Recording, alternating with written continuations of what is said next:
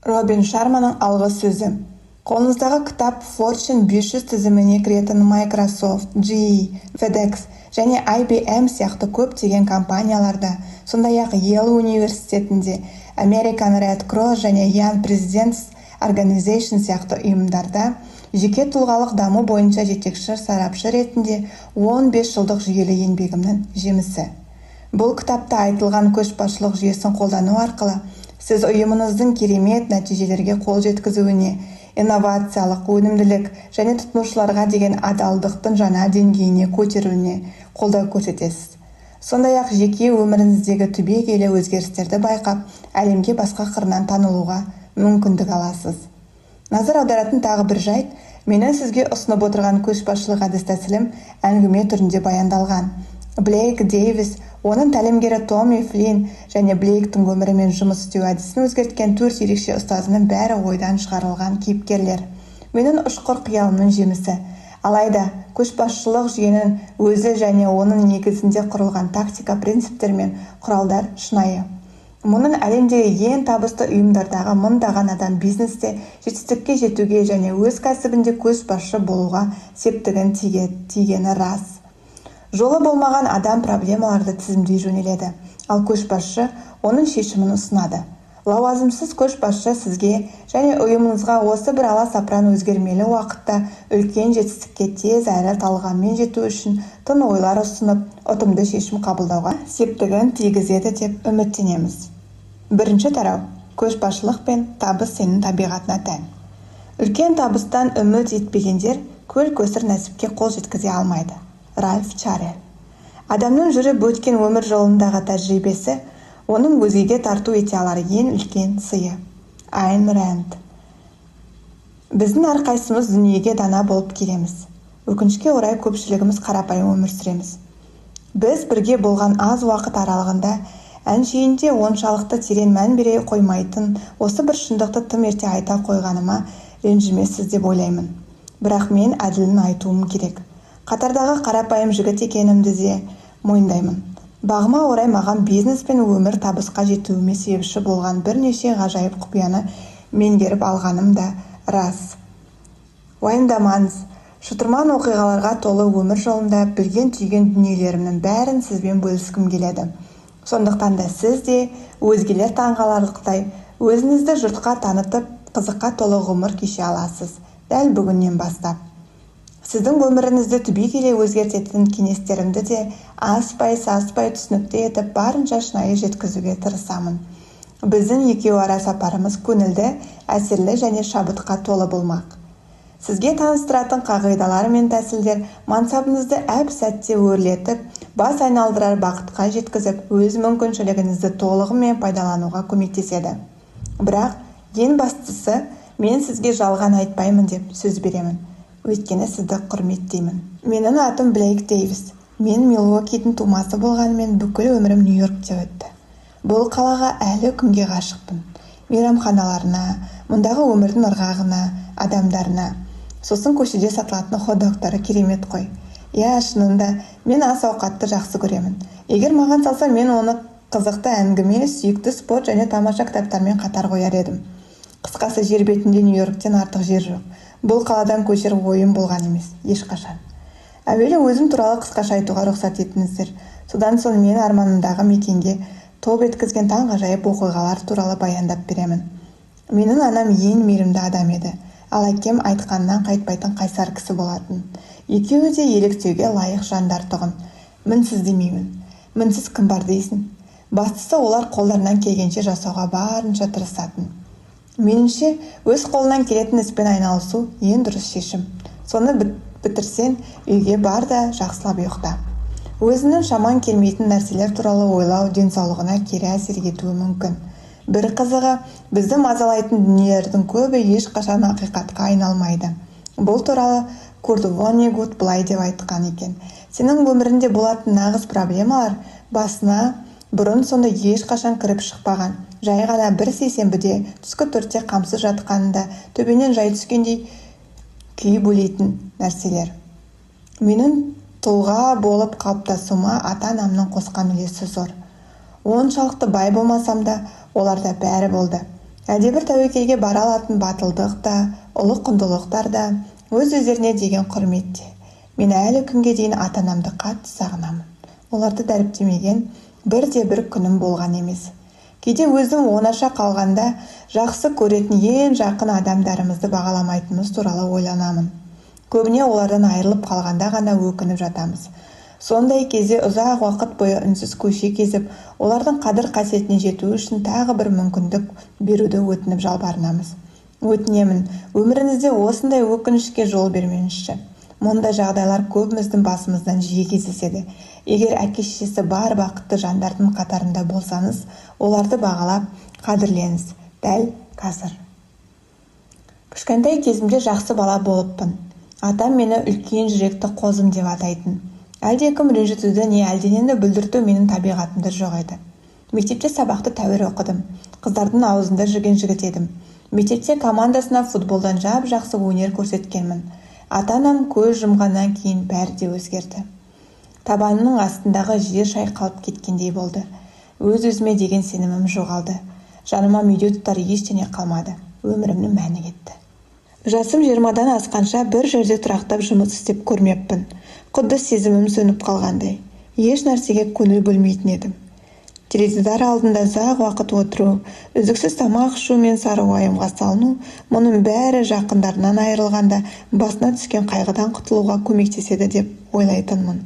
Өмірімнің сол кезеңінде жұмыс маған өзімді танытатын мінбер емес, жай ғана нан шайымды айырар құрал ретінде көрінетін.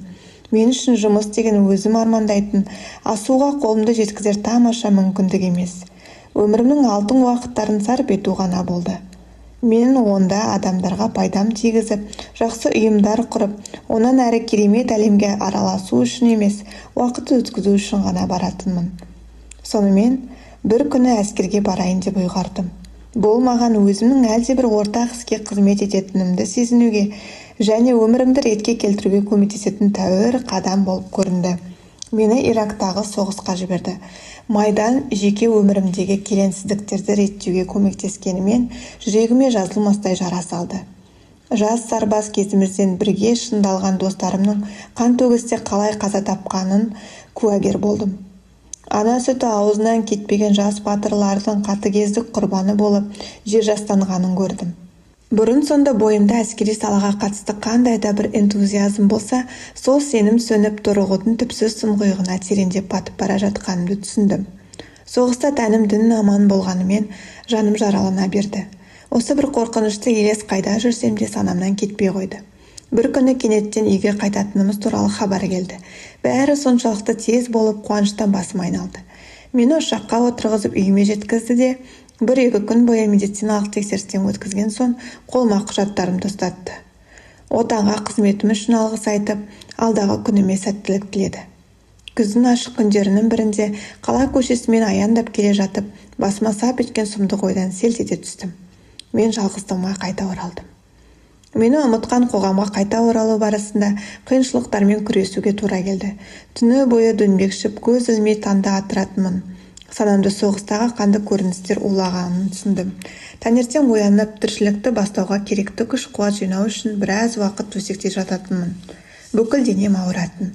Бойымды еш себепсіз үрей билейтін. Жауынгер жолдастарымнан басқа адамдармен араласа алмадым. Осы кезге дейін маған ұнаған істерім енді қажетсіздеу болып көрінді. Мен үшін өмірімнің мән мағынасы қалмады.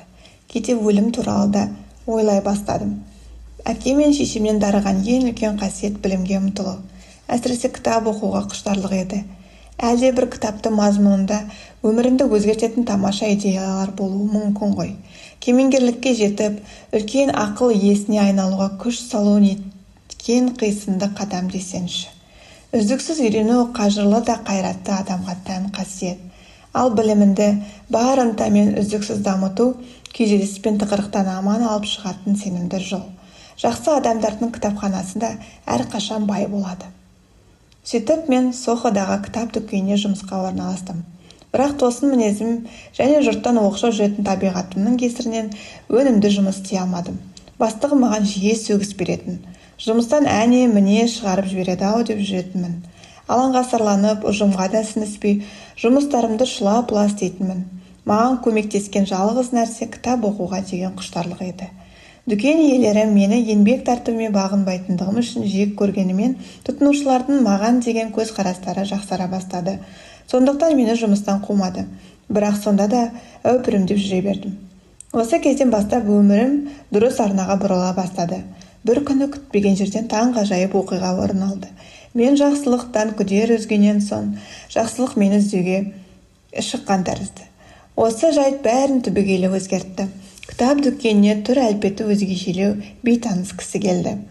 Онымен таныс болған аз уақыттың ішінде одан алған тәлім тәжірибем менің жан дүниемдегі қатып қалған шектеулердің тас талқанын шығарды. Осылайша ол маған жұмыс істеудің жаңа түрімен өмір сүрудің мүлдем тың образын ашты.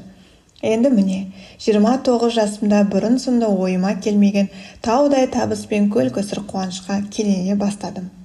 Қиын қыстау кездердің шынымен адамдарды шыңдайтынын түсіне бастадым. Кейде қиындықтармен қатар мүмкіндіктер де туып жатады. Біздің әрқайсымыз жұмыста да, өмірде де жеңіске жету үшін жаралғанбыз. Ендеше басымнан кешкенімді баяндайтын сәт туған сияқты. Екінші тарау. Көшбасшылық жолындағы тәлімгеріммен қалай таныстым. Бұл кезекті бір дүйсенбінің көңілсіз таңында болды. Команданың дүйсенбілік қарбалыстан енді ғана қолдары босаған кез еді.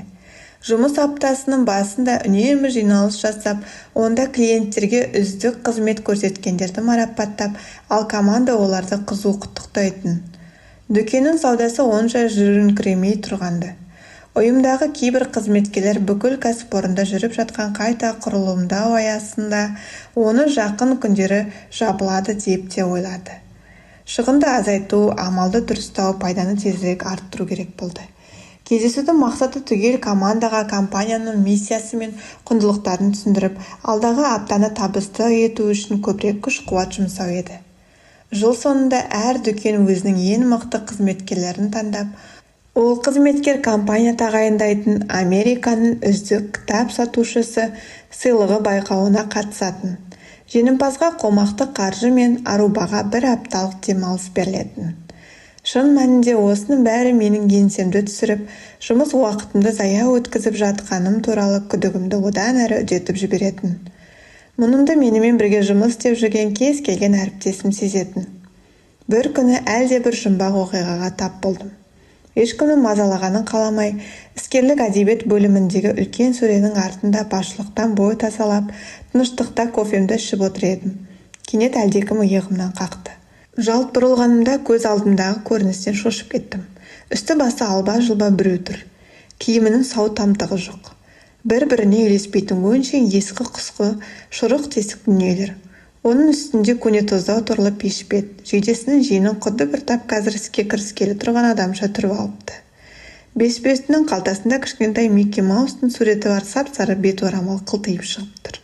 Ал мойнында ЛК, бұдан әрі ЛК лауазымсыз көшбасшы деген әріптер ойылып жазылған, жұпыны күміс алқа жылтырайды. Мен оның аяғына қарадым. Бір қызығы бәтеңкесі су жана екен. Онысы жалт-жұлт еткен тиындармен безендіріліпті. Бейтаныс ләм-мим демеді. Арамызда тыныштық ұзаққа созылған сайын менің де жайсыздана бастағанымды сезсе де жақ ашпады. Көп сөйлеп, аз тындыратындардың қатарынан емес екенін байқадым. Оның әжім торлаған жүзіне қарап, қартаң кісі екенін түсіну аса қиын еместі. Тістері кетіліп, сарғыш тартыпты. Таралмаған қап-қара шашы ұйпақталып, қобырап кеткен. Оның шашына қарап Альберт Эйнштейннің тілін шығарып түскен әйгілі ақ-қара фотосуреті еріксіз есіме түсті. Бірақ дүйсенбінің таңында қас алдымда тұрған әлем-жәлем кісінің бәрінен бұрын мені таң қалдырған оның ғажап көзі еді.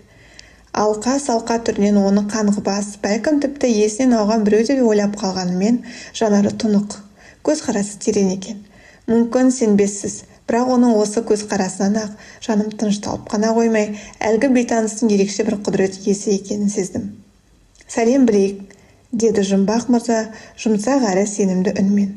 Онысынан мен өзімді одан әрі еркін сезіне бастадым. «Сізбен танысқаныма шынымен қуаныштымын. Сіз туралы осы дүкендерден көп естіп едім». Мына бейтаныс адам мені жазбай танып тұр. Бәлкім бұдан қорқуым керек шығар. түптеп келгенде Нью-Йоркте есінен ауысқан адамдар көп. Әрі мына адамның түр-тұлғасы да күмәнді. Бұл кім өзі? Кітап дүкеніне қалай кірген? Күзет қызметін шақырсам екен? Ал менің атымды қайдан біледі? Құрып кеткір. Сабыр бауырым, деді де, ол маған қолын созды. Менің атым Томми Флинн. Мені қазір ғана жоғарғы Итсайдтағы дүкеннен осында ауыстырды. Білем, түрме қарап осындай беделді ауданда жұмыс істейтініме сене қою қиын шығар. Бірақ мен былтыр жыл қызметкері болғанмын. Менімен дұрыстап сөйлесіңіз. Бір күні басшыңызға айналып кетуім ғажап емес. Әзілдеп тұрған боларсыз. Сіз осы компанияда істейсіз бе? Дедім жұлып алғандай. Иә, дәл солай. Бірақ уайымдамаңыз. Сіздің бастығыңыз болуға аса құлшынып тұрғаным жоқ. Лауазым мені мүлде қызықтырмайды. Маған маңыздысы жұмысымды жақсы атқару. Сонымен бірге ол үшін маған қандай да бір ресми құзырет керек емес. Мақтанып жатыр деп қалмаңыз. Бірақ мен соңғы 5 жыл бойы осы кітап компаниясының үздік қызметкері саналып келемін.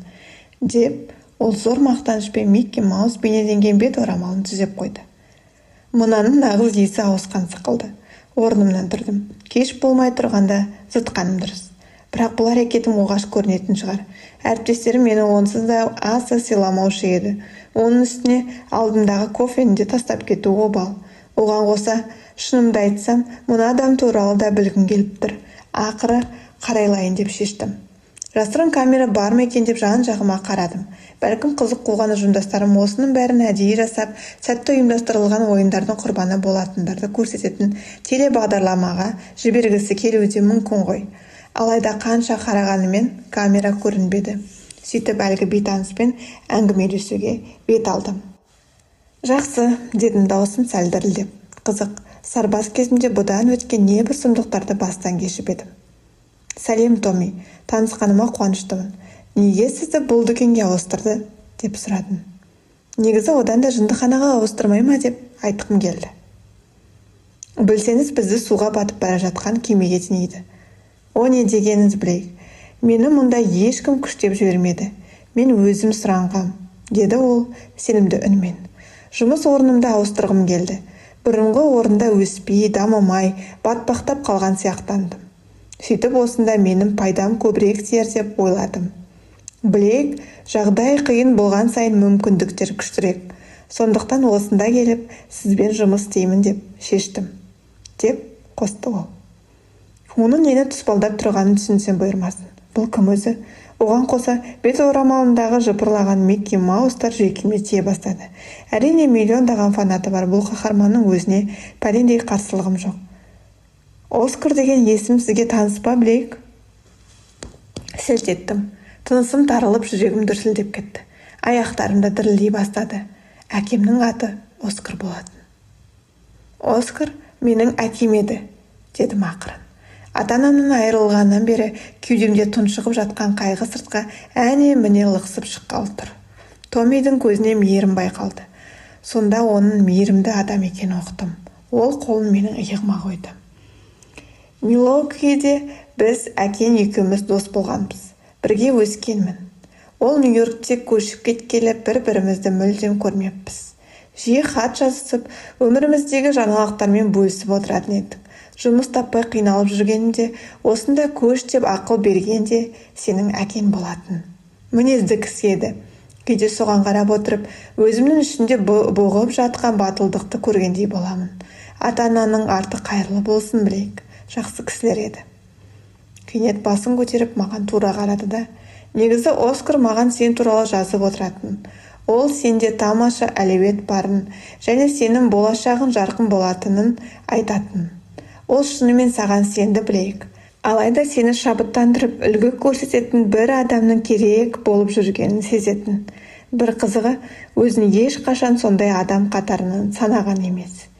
Мен өз құлағыма өзім сенбедім. Мына бейтаныс кісінің менің әкемнің досы болғанына таң қалып тұрмын. Құдды түс көріп жатқандаймын. Орындықта отырып жинаулы тұрған кітаптарға арқамды сүйедім. Алаң болма, білейік. Егер адам жолынан жаңылса, демек оның өз жолын іздеп жүргені. Кейде дұрыс жолда екенімізге көз жеткізу үшін адасып тұрғанымызда абзал. Ет жақындарынан айырылудан бастап Ирактағы соғысқа дейін бастан кешкендерінің бәрі дайындық болды. Дайындық деймісіз, дедім дауыстап, басымды тұмшалаған тұманнан арыла алмай. Әрине, егер сен осы дүниелердің бәрін бастан кешпеген болсан, қазір саған үйреткелі отырғанды ешқашан ұға алмас едің. Өмірде кездесетін ауыр сынақтар сені бұрынғыдан да мықтырақ етеді. Балам, сәл шыдасаң сені қандай тамаша жеңістер күтіп тұрғанын көресің.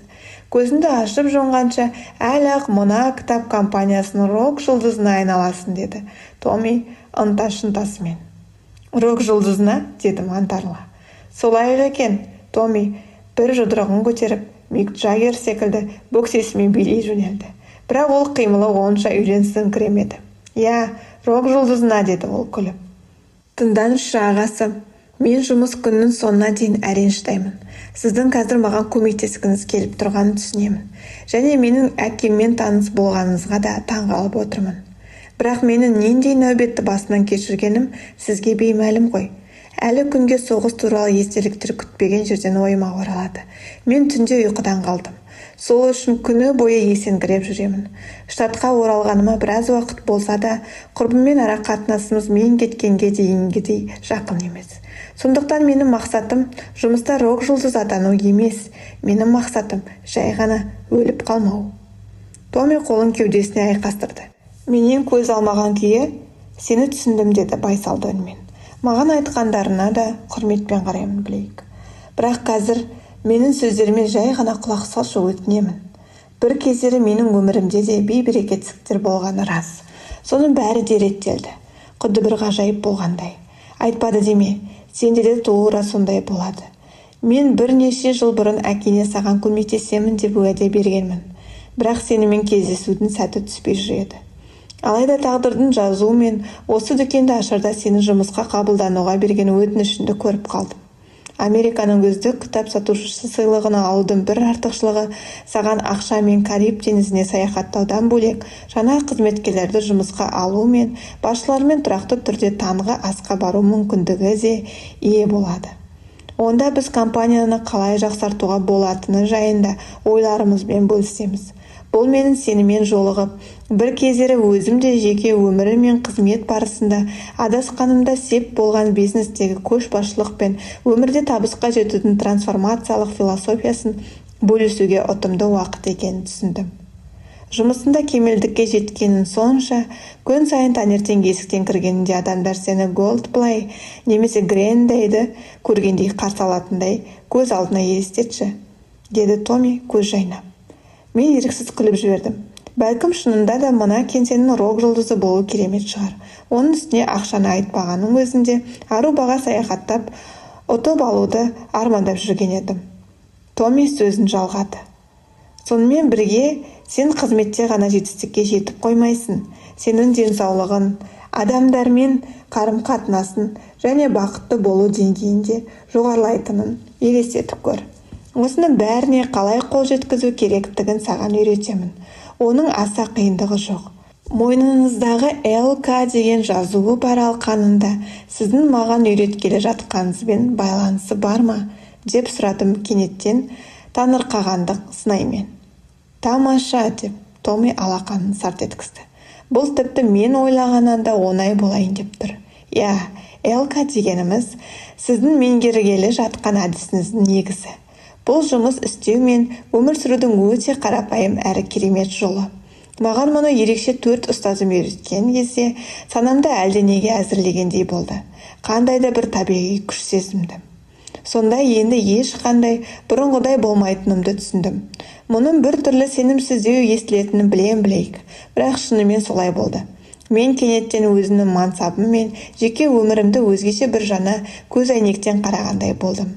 Шынында да осы процеспен танысқаннан бастап бүкіл әлемге басқаша көзбен қарауға көштім. Оның керемет нәтижесі көп күттірген жоқ. Маған осының бәрі қызық бола бастады. Әлбетте бұған күмәнмен қарағаным рас, бірақ әуестігім де жеңіп барады. Бейтаныстың әңгімесі қанша қисынсыз болғанмен, ішкі түйсігіме сенсем, жалған сөйлеп тұрмаған секілді. Сіз айтып отырған философия соншалық мықты ма? Өте мықты, деді Томми. Мойындағы алқанын ЛК деген жазуын сипап, шын айтамын, деді де, шасын салалап, артынша үнсіз қалды. Дүкенге келушілер көбейе бастады, ал менің кофем әлде қашан суып қалған. Бір сәтке мен назарымды жан-жағыма аудардым. Содан соң әлгі кісінің қытығына тиетін сұрақты төтесінен қойдым. Томми, көңіліңізге келсе ренжімеңіз, бірақ айтып жатқаныңыз мына ЛК әдісіңіз соншалықты пайдалы болса, онда неге өзіңіз әлі кітап дүкенінде жұмыс істеп жүрсіз? Неге зейнетке шықпайсыз? Ренжімеңіз, бірақ аналар сізді тіпті осында ауыстырған соң менеджерде етіп тағайындамаған ғой. Екеуміздің лауазымымыз бірдей. Шамасы, пәлсапаңыз өзіңізге онша көмектеспеген секілді, дедім мысқылдап. Томмидің реакциясын мұқият тыңдадым. Ол да тығырыққа тірелген өзге адамдар секілді дәл қазір маған қарсы сөз айтатын немесе ашуланатын болар деп ойладым. Бірақ Томмидің түрінен абыржу байқалмады. Ол қозғалмаған күйі үнсіз отырды. Кенет терең күрсінді де жымиды. Сұрағын орынды білейік. Турашыл екенсің. Оның маған ұнады. Сәл-пәл тік мінезің болмаса, өз көзқарасыңды қорғай алатынды түсіндім. Бұл шынымен тамаша қасиет. Сонымен, біріншіден Зейнет туралы дұрыс айттың. Зейнет жасынан асып кеткеніме біраз болды. Нақтысын айтсам, өткен аптада 77-ге аяқ бастым. Туған күніңіз құтты болсын, Томми, дедім, өзімді кінәлі сезініп. Атам менің үлкен жүректі қозым дейтін еді ғой, ал менің істеп отырғаным мынау. Томмидің көңіліне тидім-ау. Ол менің үлкен, ал ата-анам маған үлкен кісілерді құрметте деп үйретпеп еді. Рахмет, деді ол. Шынымды айтсам, көңілім жас. Жас дегеніміз санның күйі, кезінде ру тайпаларда адамдарды жік-жікке бөліп шектеу қою үшін қолданылған өлшем. Мен өз өмірімді ондай өлшемдермен бағаламаймын. Бірақ әлде қашан зейнетке шығуым керек еді. Бірақ мен мына компанияда әлі жұмыс істеп жүрмін. Жарты ғасырдан асты. Ғажап. Мәселе сонда, неге мен өзім жақсы көретін жұмысымды тастауым керек? Мен одан ләззат алып жүрмін. Жақсы көретін жұмысыммен айналысу көңілімнің жас болып қалуына көмектесетін тәсілдің бірі. Мұнда шығармашылығымды шыңдап, проблемаларымды шешу арқылы көкжиегімді кеңейтемін. Жаңа достар табу мүмкіндігім де жоғары. Неге десем, күн сайын әрбір клиентпен емін жарқын әңгімелесемін. Оған қоса, осындағы әріптестеріме үлгі көрсетіп, шабыттандыра түссем де ниетім бар. Өзімді бақытты сезінемін. Өйткені сүйікті ісіммен айналысу, шат-шадыммен өмір сүрудің бір жолы. Осының бәрі менің өмірде белгілі бір мақсатымның барын сезіндіреді, деді Томми. Дөрекілігім үшін кешіріңізші, дедім, міңгіретіп. Орнымнан қозғалмаған күйі алдағы күндері тәлімгеріме айналар адамның көзімді алмай. Ештеңе етпейді. Айтпақшы, неге мені басшы етіп тағайындамады деген манағы сұрағына жауап бере кетейінші. Негізі ЛК философиясының кілті де осында жатыр. Мен басшы болғым келмейді. Оған мүлде ұмтылмаймын. Маған еш қызықсыз. ЛК деген нені білдіреді өзі, Томми? Деп сұрадым.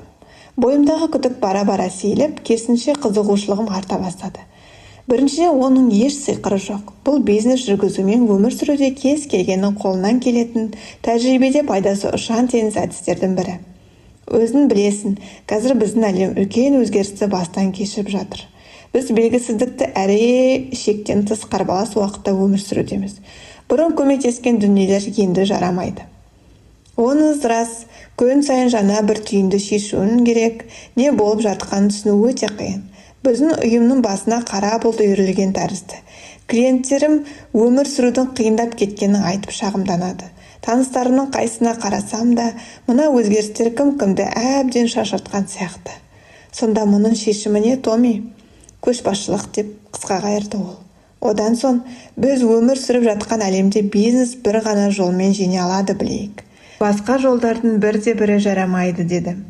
Онда сол жолдың не екенін айтыңызшы. Ұйымдағы әрбір адамның бойындағы көшбасшылық қабілеті дамыту және оны бәсекелестерден бұрын істеу.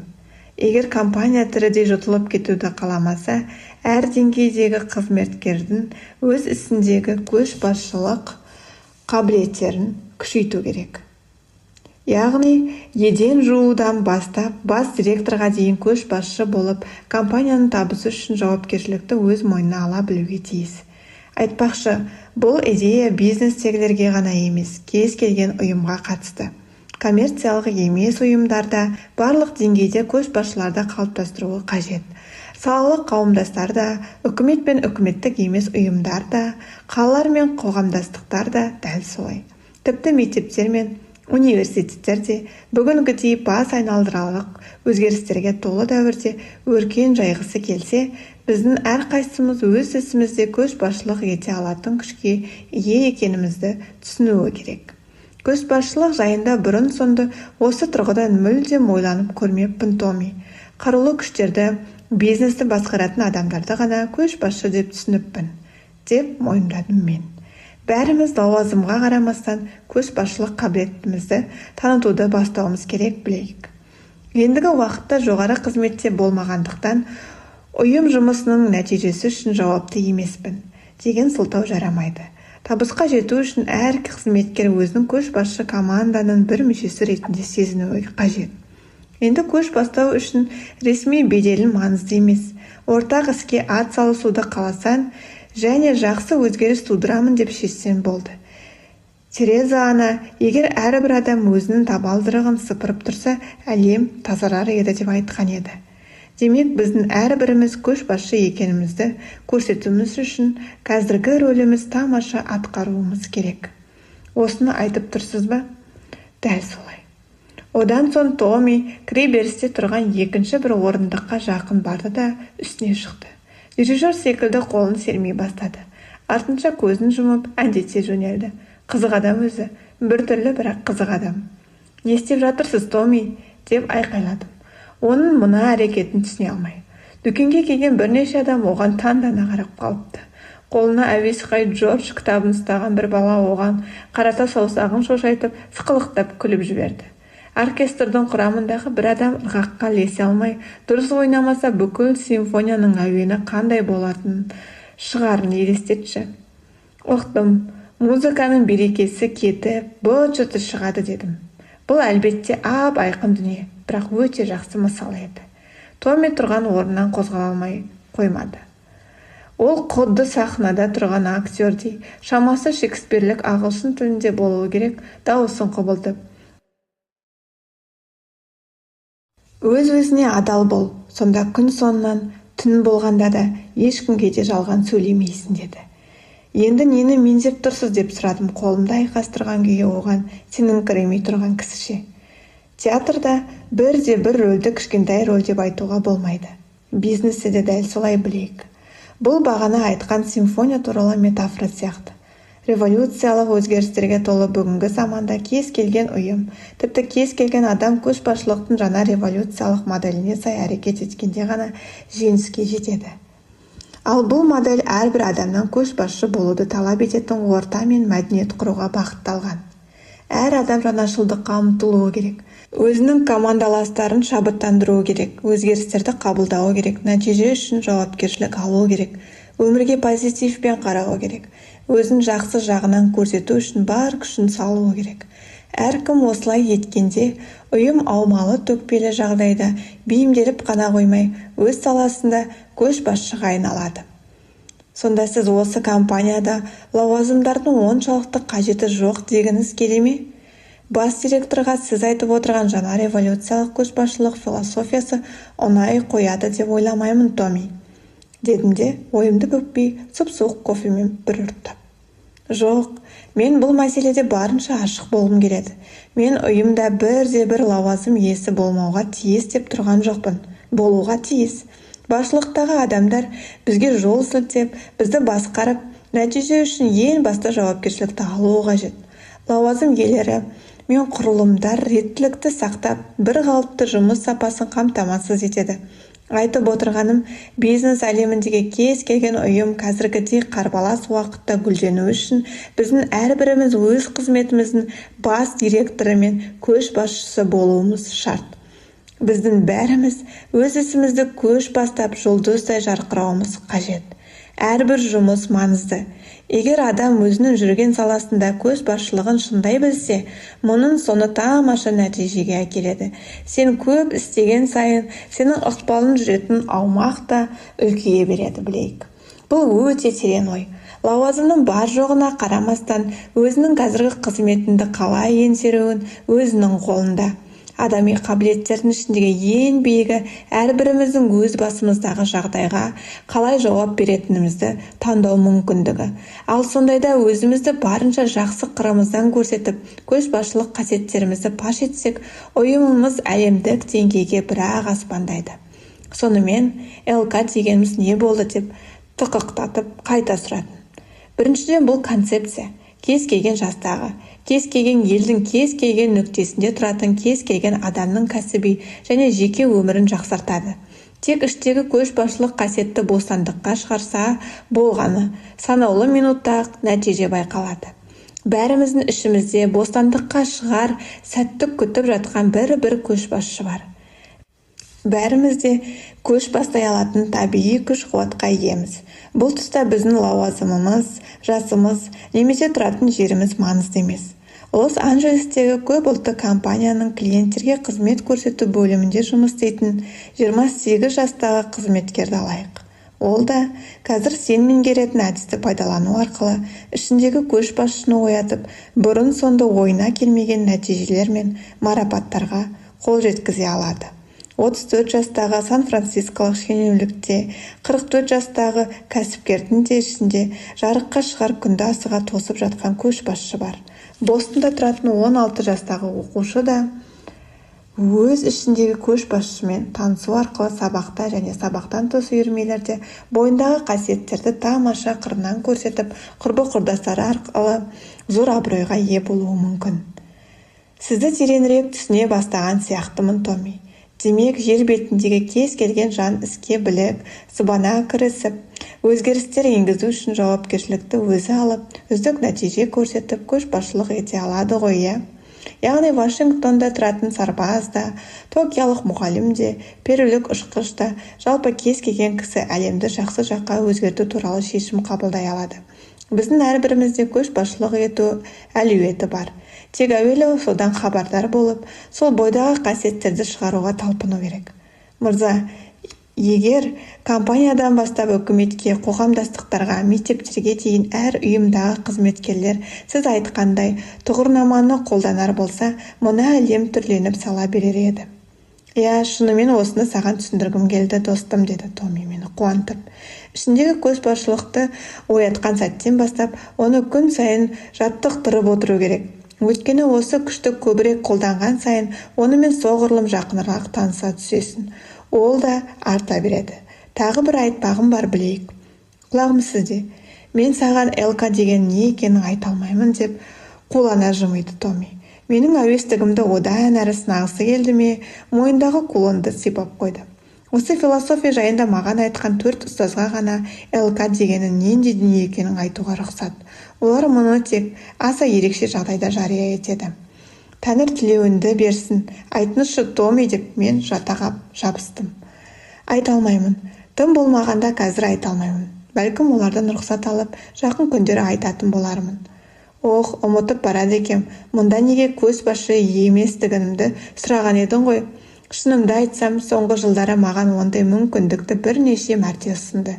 Егер бір күн келсе білейік, мені қанша рет вице-президент болуға шақырғаны есімде жоқ. Ол дегенің компания астына көлік береді, қызметтік шығындарымды жабады және кең көлемде бөледі. Алайда мені мұндай нәрселер мүлдем қызықтырмайды. Шынайы көшбасшылық дегеніміз бұл емес. Көшбасшылық сен иеленген лауазыммен немесе қайда отырғанымен анықталмайды. Дұрысы, ол сенің қаншалықты тамаша жұмыс істейтініне және қаншалықты шебер әрекет ететініне байланысты. Бағана айтқанымдай, ең маңыздысы дәл қазіргі шаруанды тап-тұйнақтай етіп істеу және өзінің әрбір командасында қанағаттандыру. Сондай-ақ адамзатқа қызмет ету. ЛК дегеніміз жаратылыстың ең негізгі, бірақ ұмыт қалған құпиясы. Көшбасшы болу үшін лауазымның қажеті жоқ. Келісемін, керемет концепция, дедім оны қоштап. Бүгінгі бизнестегі адамдар көшбасшылықты қате түсінеді. Көшбасшылық туралы ойлары шым-шытырық. Олардың тұжырымынша ұйым басшыларынан ғана көшбасшы деп атайды, немесе мемлекет басшыларын. Я, ал бұл шын мәнінде дұрыс емес, білейік. Маңызды болған соң тағы да қайталай кетейінші, кез келген адам көш бастай алады. Негізінде табысты компания құру үшін онда істейтін әр адам көш бастауы керек. Томми кілт тоқтады да жаңа ғана айтқан ойларын қорытып алғысы келгендей шашын сипады.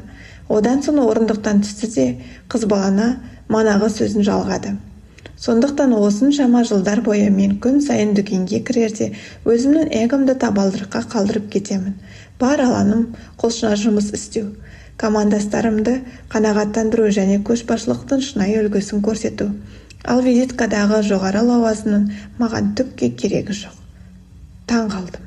Демек, Томми арлы адам болды ғой. Соғыстан бейбіт өмірге оралғаннан кейінгі шағымда мен мұндай кісілерді тіпті кездестірмеппін. Онымен танысқаныма қатты қуандым. Осы сәт мен шыдай алмай, визиткаңыз бар ма деп сұрадым. Мен де жоқ дедім, артынша сәл-пәл мұңайып. Мінекей ала ғой деді де ол қалтасын ақтарып бір визитканы суырып алды. Алтын түстес әріптермен онда былай жазылыпты: Нью-Йорк, 5-ші авеню, Томми Флинн, адам. Сіздің лауазымыңыз адам деп атала ма? Деп саңқ еттім мен. Қандай тамаша, маған ұнап тұр. Бағана айтқанымдай Блейк, көшбасшы болу үшін лауазымның қажеті жоқ. Жай ғана тірі адам болсан жеткілікті. Басқа ештеңе де керек емес. Бары осы. Бүгінгі әлемде өмір сүріп жатқан біздің әрқайсымыз танылмаған күш-қуатқа және лауазым беретін күшпен әлде қайда артық әуелетке иеміз.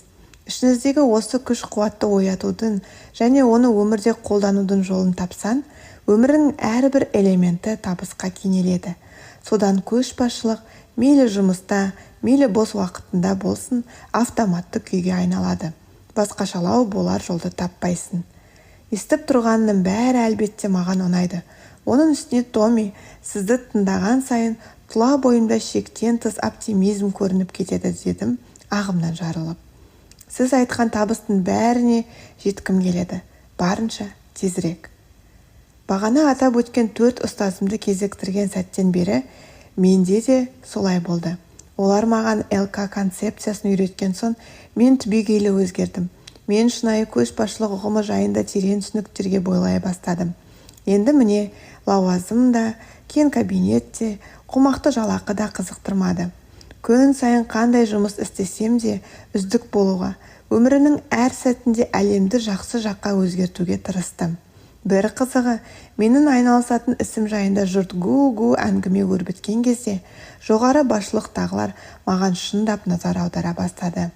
Не бір жоғары лауазымдар ұсынды. Бұрыштағы бөлмені алыңыз деп жалынды. Маған осы ұйымдағы бір кітап сатушысының ойына да келмеген жоғары жалақы төлегісі келді. Шынында қызық, иә? Біздің көбіміз жұмыста қол жеткізгіміз келетін дүниелер туралы неғұрлым азырақ армандаған сайын, сізге оны соғұрлым көбірек ұсыныпты дедім. Күртешесінде Микки Маустың суреті бар бет орамалы, ал жанарында жалын ойнаған мына кісіге қараған күйі ойға шомып. Иә, өзімде сенбедім, деді ол қыз баланы әңгімесін әрі қарай жалғап. Дұрыс айтасың, бұл шынында да біздің көбіміздің жұмыс істеу әдетімізге қарама қайшы еді.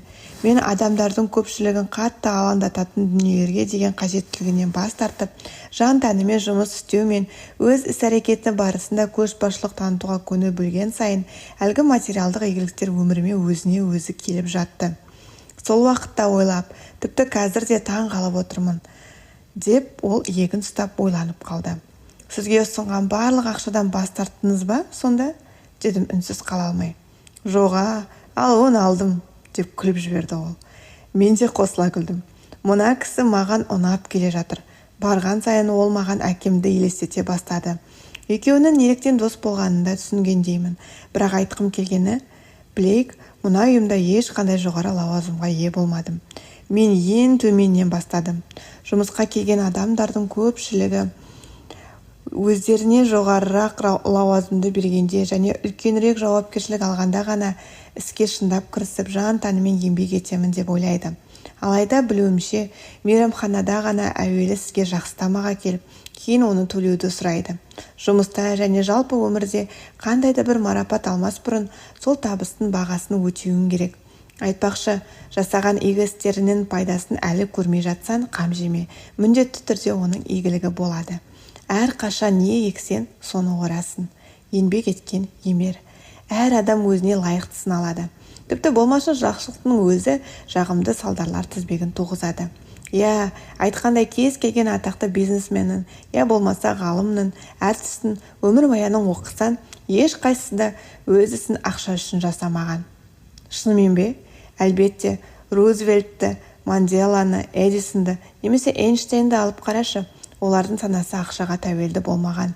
Олардың көкжиекті кеңейту, әлде бір жаңа дүниені жасап шығару сияқты беймәлім істер қызықтырды. Оларды аңыз адамға айналдырған да дәл осы тәуекелшілдіктері. Қызық екен, дедім басымды шайқап. Мені тыңда балам. Ақша керек деп айқайлайтындардың бірі менмін. Ақша саған еркіндік береді, ішкі күйзелісті азайтады. Ақшам барда жақындарына да қамқор болған оңайырақ. Басқаларға да көмектесе аласың деп қостым. Кедей адамдарға көмектесудің ең тиімді жолы өзінің де олардың қатарына қосылмауын дегенді естігенім бар еді. Солай білейік, тамаша айтылған екен. Бірақ ақша дегенін сәуден қорықпай ең жақсы қасиеттерінді көрсете білгенінің өзінен өзі келетін жалғыз қосымша дүние. Сәу дегеніміз не? Ерекше жұмыс деген сөз, достым. Жақында сен кездесетін әлгі 4 ұстаз акрониммен сөйлегенді жақсы көреді. Маған сол кісілерден жұққан. Негізі құлаққа тосын естілетінін білемін, бірақ неге өтетінімді білмеймін. Сәл-пәл тосындау, Томми. Бірақ бұл ешкімді кедергі емес. Бір өлшеммен ойланатын адамдар тым көп, олар мүлдем шабыттандырмайды. Егер басқалардан өзгеше болуға, ойлауға, сезе білуге қорықсан, сенен креативті, жанашыл, жасампаз адам шықпайды. Өзгеше бол, Блейк. Осы сөзімді ұмытпа. Қазір менің қарсы алдымда тұрған Блейк Дейвистің дәлме-дәл көшірмесі ешқашан болмайды. Әлемде сен ғана барсың, және ешкімде дәл сен секілді тамаша адам бола алмайды. Мынауыңыз өте қызық ой екен. Бәлкім мен шынында да өзім ойлағаннан әлде қайда ерекше адам шығармын. Шамасы соғыстан оралған соң бәрінен тым көңілім қатты қалып қойған болса керек. Бірақ сізді жолықтырып, бойыма күш-қуат қайта біткендей болып тұрмын. Алғысым шексіз. Басқа да майданда жігіттердің сізбен және сіз айтып отырған біліммен таныса алмайтыны өкінішті. Ол жағын уайымдама. Біз оларға да көмектесеміз. Сенің жәрдемімен әлемнің әр бұрышындағы жан тәнін салып іске кіріскісі және өз саласының көшбасшысы болғысы келетін әрбір адамға үнімізді жеткіземіз. Меніңше, жұрт бұл философияны қабылдауға әзір. Өмір қып-қысқа, қамшының сабындай-ақ. Ал сол қысқа өмірде адамдар алға ұмтылуға, үлкен өзгерістер жасауға талпынуда. Орташа өмір сүру жасы небәрі 960 ай екенін білесің бе? Шынымен бе? Сонда аса көп өмір де сүрмейді екенбіз ғой, Томми. Бар болғаны 29 мың күндей. Мәссаған, 960 ай немесе 29 мың күн. Мұны есте сақтап алу керек екен. Сондықтан шынайы көшбасшылыққа кірісер сәт дәл қазір. Не десек те, менде ешқандай жоғары лауазым болған емес. Ал аты жөнім бүкіл компанияға жайылған соң маған қызмет ұсынғанда бір қабыл алған жоқпын. Менің жұмысыма оның еш қажеті болмады. Өзімнің мінез құлқымның арқасында мен көп мақтау мен құрметке ие болдым. Маған дүкенде не бір тамаша тапсырмалар беретін. Компания басшылығы менің жұмысымды қалай жақсартуға болатыны туралы айтқанда кеңестеріме құлақ түре бастады. Мен байқауда жеңіске жетіп, бәрінің арманына айналған Кариб теңізіне саяхаттап қайттым. Ақша да өзінен өзі ағылды. Көрдің бе, достым? Көш бастау үшін ешқандай лауазымның қажет емес, ешқандай, деді ол нығырлай сөйлеп. Томми тағы да үнсіз қалып сағатына қарады. Ал керек болса сағатында Спанч Бобтың суреті бар екен. Ештеңе демедім. Мына кісіге таңғалмау мүмкін емес, бірақ маған ұнап отыр. Оның мына оғаш түркелбеті менімен бөліскен жаңашыл философиясының астарында жатқан мейірімді жүрегін сездім. Мен өз жұмысыма тиянақты қараймын. Біздің әңгімемізге біраз уақыт кетіп қалған сияқты, білейік. Маған бұл аса ұнап тұрған жоқ. Бұл дүкеннің ісін дамыту керек екенін түсінемін. Бірақ дүкеннің өте ерекше ұйым екенін тағы да айтқым келеді. Әрі осында жұмыс істейтін сенің бағың бар екен, білейік. Маған таңғы уақытынды бөлгеніне рахмет айналайын. О не дегеніңіз, Томми, дедім әңгімемізді оқыстан аяқталғанда сәл-пәл таңданып. Керісінше сізге мен рахмет айтуым керек. Сізден көп нәрсе үйреніп қалдым. Пайдам тигеніне қуаныштымын. Есінде болсын, достым, бәрі де ЛК-ға байланысты. Жұмыста ғана емес, өмірде де. Бағана айтқанымдай, оның не екенін жақында өзін ойлағаннан да ертерек түсінесің. Өзгеріске дайын бол.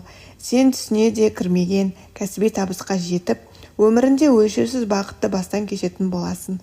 Осы компанияның рок жұлдызы атанасың. Сен үшін өте қуаныштымын, деді ол тағы да жұдырығын жоғары көтеріп. Мен де қобалжып тұрдым.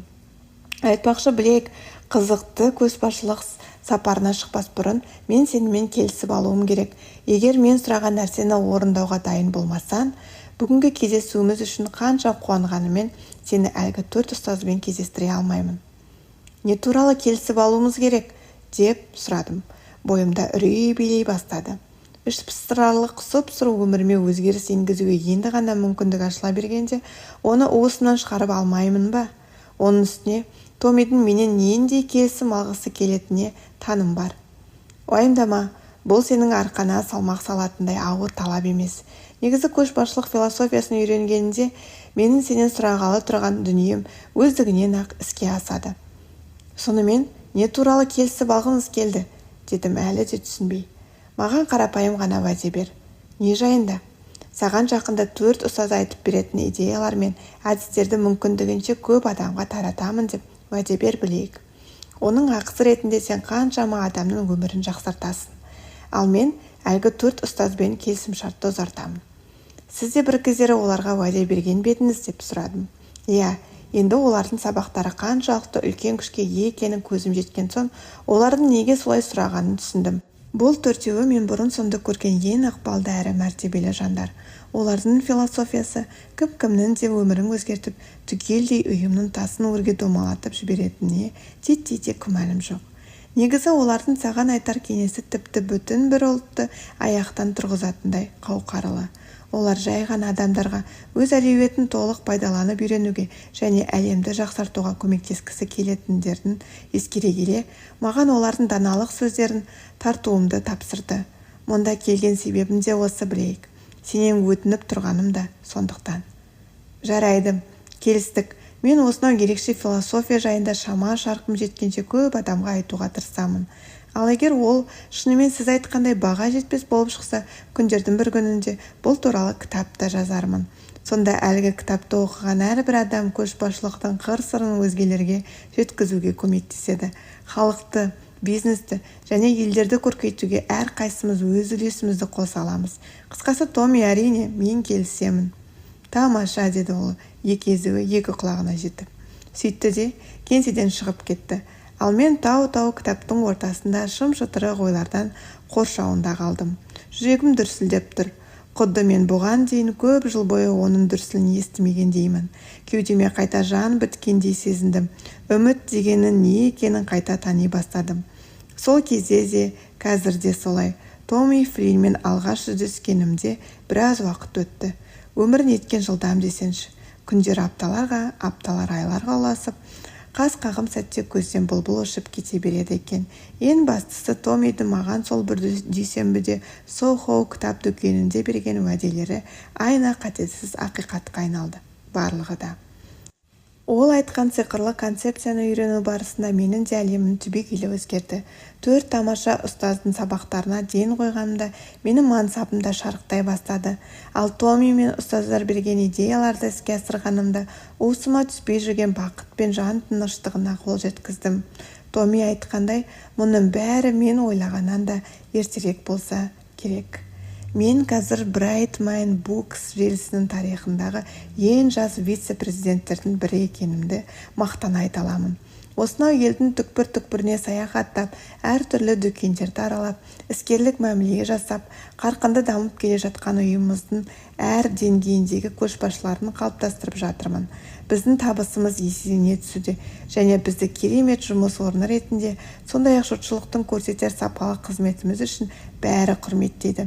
Мен жұмысымды ғана жақсы көріп қоймай, түгелдей өміріме ғашықпын. Тұла бойым сап-сау. Көптен көңіл қосып жүрген сүйіктім қазір менің жұбайыма айналды және алтында 2 балаға әкемін.